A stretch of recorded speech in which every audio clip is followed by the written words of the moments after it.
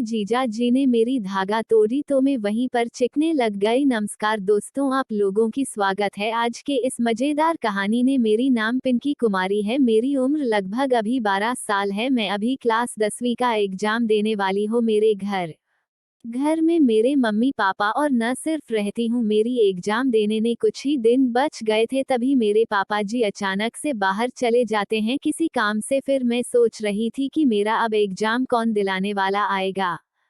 फिर मेरी मम्मी बोलती है कि तुम चिंता क्यों कर रही हो, तेरे जीजाजी है ना। फिर मैं बोली कि नहीं नहीं, मैं अपने जीजाजी के साथ एग्जाम देने के लिए नहीं जाने वाली हूँ। मेरी मम्मी बोलती है कि क्यों नहीं। कभी मैं बोलता हूँ कि नहीं, मैं अपनी फ्रेंड की भाई के साथ चली जाऊंगी, लेकिन उनके साथ कभी नहीं थे। मैं अपने के पास फोन कर कर बोलती हो कि मुझे भी अपने साथ लेते, तभी मेरे फ्रेंड के भाई बोलता है कि ठीक है, मैं तुम दोनों की अपनी बाइक से लेकर चला जाऊंगा। यह सब बात मेरी मम्मी मेरी दीदी से बोलती थी। तभी मेरे जीजाजी मेरे पास फोन करके बोलते हैं कि क्या साली जी, मेरे साथ जाने में आपका कोई दिक्कत हो रही थी क्या।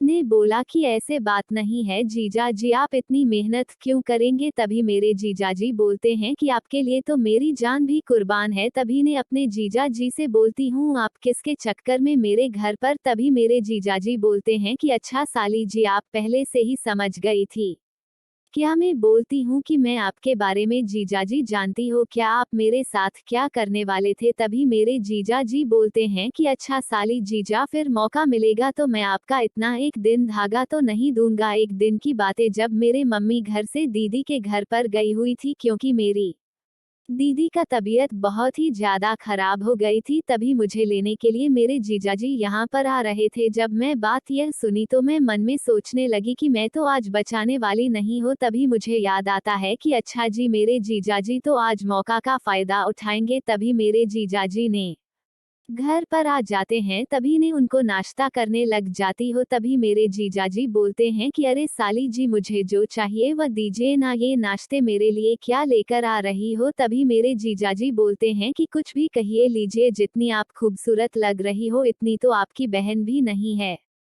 तभी मैं बोलता हो क्या रे जीजाजी, अब हम दोनों चलते हैं। तभी मेरे जीजाजी बोलते हैं कि जब तक आप मुझे अपनी धागा तोड़ने के मौका नहीं देंगे तब तक मैं आपके यहाँ से कहीं नहीं जाने वाला हो या सब। तभी मैं बोलती हो दिहाड़ी जीजाजी, मेरी उम्र अभी बहुत ही ज्यादा काम है। अभी मेरे जी झा जी बोलते हैं क्या, अरे पागल, इसी उम्र में तो हम दोनों की बहुत ही ज्यादा काम करने में मजा आएगा। तभी मैं अपने जीजाजी से बोलता हूँ कि आप नहीं मानिए क्या क्या, फिर कभी आप मेरी धागा तोड़ लीजिएगा। तभी मेरे जीजाजी बोलते हैं कि क्या पता मेरी से पहले कोई और धागा तुम्हारा तोड़ दे। तभी मैं बोलता हो प्यारी जीजाजी, मेरा बात पर विश्वास कीजिए, न किसी से अपने धागा नहीं तुड़वाने वाली हो, सिर्फ आपके सिवा। तभी मेरे जीजाजी बोलते हैं कि आज थरू और चाहे कल तरु, बतिया तो बराबरी है। तभी मैं बोलता हूँ कि ठीक है जीजाजी, अगर आप नहीं मानेगा तो आप आज ही निराधार